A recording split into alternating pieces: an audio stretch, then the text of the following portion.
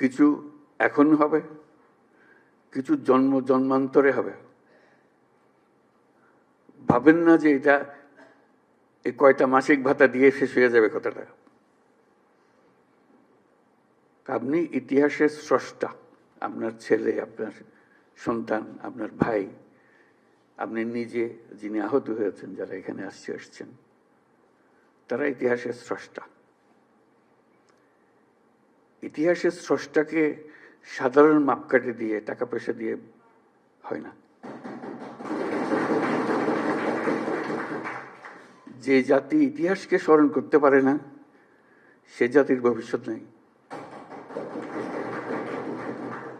আপনারা হলেন সেই জ্বলন্ত জীবন্ত ইতিহাস। কাজে জাতির পক্ষ থেকে আজকে আবার সুযোগ পেয়েছে শুধু এই স্বীকৃতিটা সবার পক্ষ থেকে আপনাদের কৃতজ্ঞতা জানানো। এটা